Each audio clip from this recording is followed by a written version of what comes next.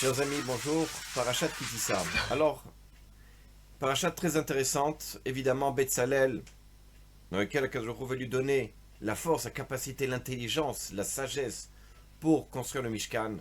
On va commencer le Mishkan, qui va être le futur Bet Hamikdash Bezrat Hashem. Il y a une femme qui est venue comme ça, elle a demandé à Rav Yosef dans la Gemara. Parce que c'est écrit Ubelev kol hachacham, lev natati chochma. Et la sagesse dans le cœur d'un sage, Hachem, il lui a donné la sagesse. Alors, cette femme-là, elle est allée voir Rav Yosef et lui dit, je comprends pas, qu'est-ce que ça veut dire? Que Hachem, il donne de la sagesse à un homme, je comprends. Qu'il donne de la sagesse à un sage, qu'il donne la sagesse à quelqu'un qui n'est pas sage. Oui, mais pas quelqu'un qui est sage. Alors, évidemment, Rav Yosef lui dit quelque chose de très simple, il lui dit comme ça, écoute, regarde. Si maintenant, il y avait deux qui demandent de l'argent, qui veulent emprunter de l'argent, il y a un riche et il y a un pauvre. Et le prêteur, à qui va-t-il donner l'argent en premier?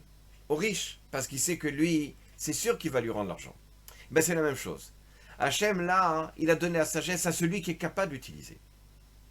Alors ici, quelle est l'idée? L'idée est la suivante.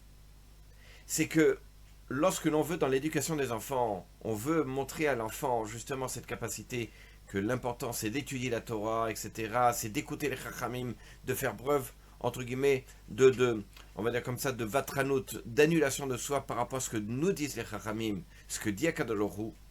Alors, lorsque l'on a et l'on sait la valeur de la Torah, la valeur de la parole de nos sages, alors automatiquement, la Torah et la parole de nos sages nous seront en tant qu'aide. Mais si on méprise, oh, mais ils disent des bêtises, oh, mais sans arrêt, c'est blabla, et c'est tout ça, etc. Évidemment, la Torah, elle sera jamais là pour nous donner cette sagesse. Je vais vous raconter une histoire pour que vous compreniez ce qui se passe. Il y avait comme ça, à l'époque, il y a un peu plus de 200 ans, il y avait comme ça un commerçant juif.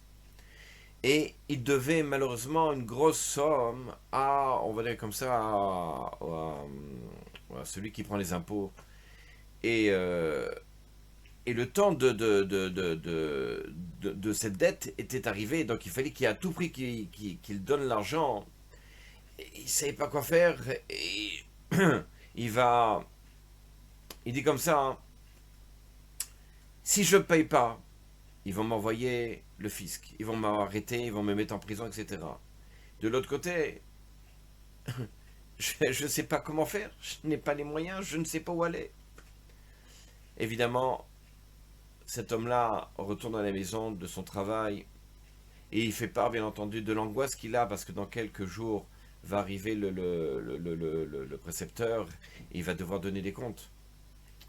Alors sa femme lui dit, tu sais, regarde, pourquoi tu t'angoisses? Et j'ai entendu parler à Rougine, c'est une ville comme ça, de l'Admour de Rougine.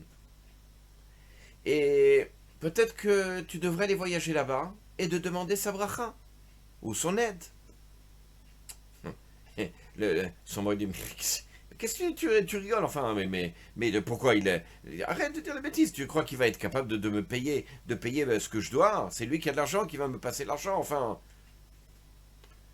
Moi, je préfère encore une fois me débrouiller, voir comment je dois faire, chercher l'argent que d'aller maintenant espérer d'un rave qui va me donner l'argent. Bon, sa femme ne voulait pas tellement l'embêter. Elle dit, laisse tomber, je ne vais pas l'angoisser plus. Elle dit, j'ai fait ce que j'ai pu, je sais que le rave il peut aider, mais tant pis. Le lendemain, il y a une amie à elle qui vient la voir et dit, écoute, tu sais quoi, est-ce que tu veux m'accompagner à la demande de Rougine parce que mon mari est très malade et je vais avoir une bracha du rave. La femme dit, quoi? Mais c'est extraordinaire, moi je voulais que mon mari aille, mais je vais trouver, je vais y aller avec toi, au contraire. Donc elle va voir son mari, elle dit, voilà, je vais aller, je vais aller. Tu n'as qu'à aller, tu verras ce qu'il te dira. Bon, ils s'en vont, les deux femmes s'en vont. Elles arrivent, bien entendu, devant devant le rave, mais devant le shamash du rave. Et elles écrivent sur un papier leur demande. Donc l'une, elle écrit sur le papier comme quoi elle veut comment faire pour la refoua, pour la santé de son mari. Et l'autre, elle écrit bien entendu que mon mari il a de grosses dettes et de savoir qu'est-ce qu'il faut faire.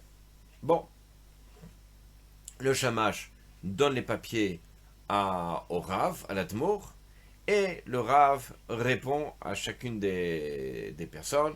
La première, dont le mari était malade, il lui dit qu'elle mette, vous savez, ces verres là, c'est comme des, on fait ça, on appelle ça kazan, c'est-à-dire la saignée. On met des verres sur le dos pour absorber comme ça hein, je sais pas, le sang, enfin comme ça c'est écrit, de mettre des verres chauds comme ça et de faire ce qu'on appelle une sorte de saignée. Et pour le mari qui a besoin d'argent, etc., il lui dit Bezrat Hashem, il aura l'aide divine. Bon, comme ça il écrit sur les deux papiers, deux autres papiers. Le shamash, lui, qu'est-ce qu'il fait? Évidemment, il donne le papier à chacune d'entre elles. Le problème, c'est que le shamash, il s'est trompé. Au lieu de donner le bon papier, c'est-à-dire au mari qui était malade, de lui dire, voilà, il faut mettre des trucs comme ça, il lui donne le papier de l'autre. C'est-à-dire, Bezrat Hashem, Hashem, il t'aidera. Et à l'autre, qui avait des problèmes d'argent, il lui dit, il faut mettre des verres comme ça sur le dos pour se soigner. Bon, les deux femmes prennent son de retour, elles prennent le papier, elles sont contentes, bon, ne comprennent pas trop. L'une, bon, Hachem dit, bon, et ben, Hachem, le Rav, il a dit comme quoi Hachem, il va l'aider, il va lui donner un refoua, je suis contente. Et l'autre femme, dont son mari donc avait des problèmes de dette, bon, elle dit, voilà, il faut mettre des verres, etc. Arrivé à la maison, vous imaginez le scénario, alors le mari dit, bon, alors, qu'est-ce qu'il t'a dit le Rav? Alors il dit, ben, elle ne sait pas quoi dire. Encore qu'ils disent qu'il faut l'aider et tout ça, mais alors, qu'est-ce qu'il a dit? Ben, il a dit qu'il faut mettre des verres sur le dos, vous savez, pour faire la saignée. Des verres sur le dos? J'ai un problème de dette. Qu'est-ce que j'ai mettre des verres sur le dos? Et il se met à rigoler, à rire, etc. Il envoie, il dit, mais n'importe quoi, c'est ça ton rave, ça va. Bon, quoi qu'il en soit, elle laisse tomber. Arrivé le dernier jour où, malheureusement, il n'a toujours pas d'argent, il ne sait pas quoi faire. Il se retrouve vers sa fin, il dit, écoute, bon, tu sais quoi, ton Rav il a dit ça, le Rav il a dit comme ça, allez, laisse tomber, tu vas me mettre ça, je sais pas à quoi ça va servir, mais mets-moi ces verres-là, ces trucs-là sur le dos, c'est pour un malade, mais bon, je sais pas, mets-le-moi sur le dos, et puis, elle dit, mais oui, t'inquiète pas, c'est le Rav il a dit, il faut le faire. Alors, il le fait comme ça, et bien entendu, un quart d'heure après, on frappe à la porte. Ce sont les précepteurs. Dit voilà, on vient voir votre mari pour ramasser l'argent. Alors la femme dit écoutez, mon mari il peut pas venir, il peut pas se lever, il est malade. Oui mais non, mais on connaît. Chaque fois qu'il y a un précepteur pour vous ramasser l'argent, ils sont tous malades. Donc montrez-moi votre mari, etc. Qu'on perd pas de temps.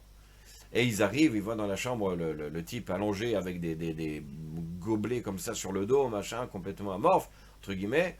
Et il dit, nous on sait pas ce qu'on a. Ils prennent le matelas carrément, et ils le prennent dans la voiture, on va dans le camion, comme ça, il dit, on va aller devant le gouverneur, et lui il décidera. Bon, arrivé devant le gouverneur, dit, voilà, le marchand, il dit qu'il peut pas, il peut rien faire, etc. Et alors... lui, le gouverneur, il voit comme ça. Il s'appelait Moshe. Moshe, mais qu'est-ce qui s'est passé avec toi? Alors, je comprends pas que... Alors lui, il s'est dit, tiens, je vais utiliser peut-être cette situation. Et il s'est mis à pleurer. Et il a joué.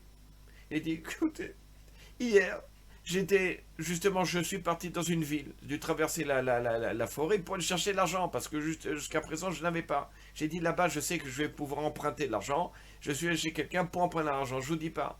Il y a des gens qui sont venus sur moi, ils m'ont frappé, etc. Je suis revenu dans un état pitoyable, je ne peux plus un peu le lever, et voilà pourquoi j'ai ces trucs. Euh, quoi, comme ça? Tu allais chercher l'argent, et comme ça, on t'a fait? Il était bouleversé. Et tout ça à cause de moi. Alors tu sais quoi? Laisse tomber.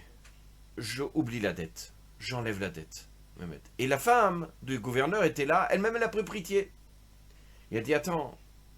Regarde mon mari. Le pauvre. D'accord, tu lui as enlevé sa dette. Mais il doit maintenant de l'argent à une autre personne. Puisqu'il est allé emprunter l'argent. Alors il lui dit, tu sais quoi? Je vais lui rembourser cet argent qu'il doit à l'autre personne, comme ça, moi, ça tranquille. Et tu sais quoi? Alors lui, il dit, tu vas pouvoir travailler, tout ça. Il dit, je sais pas, pour l'instant, j'en ai pendant un moment, je pense. Il dit, tu sais quoi? Pendant les mois à venir, c'est moi qui te paye le loyer, et comme ça. Imaginez, le mari revient à la maison, heureux, sa mère avait Tovlev comme Mordechai. Ayoudi, il revient heureux à la maison. Et évidemment, il part directement voir l'Admour de Roujin, le remercier. Et alors il va voir l'Admour, il dit ce qui s'est passé. Alors le Rav lui dit, c'est pas un miracle, c'est ni l'Esprit Saint, c'est pas de tout ça, c'est simplement une erreur du Shamash. Seulement, sache une chose, c'est que la émouna qu'avait ta femme, ou toi en tous les cas, mais ta femme, vis-à-vis du Rav, cette émouna qui pouvait ébranler n'importe quoi, que rien pouvait pardon ébranler, c'est ce qui a donné le mérite, toi, ton mérite à toi, de pouvoir t'en sortir. Et ça, c'est la chose la plus importante. C'est ce qu'on voulait dire comme ça. Hachem, il donne la sagesse à celui qui est capable de recevoir la sagesse, qui a envie de recevoir. Lorsqu'on a cette émounat rachamim, lorsqu'aujourd'hui on est dans une situation où on ne sait pas ce qui va se passer, mais qu'on écoute nos rachamim, qu'ils nous disent que ce sont des choses qui passent, à quel point ils dirigent le monde, et que de toute façon, Hachem il a mis, et Hachem va le reprendre, on a confiance en eux, et Bezrat Hachem, qu'on entendra de bonnes nouvelles. Shabbat Shalom.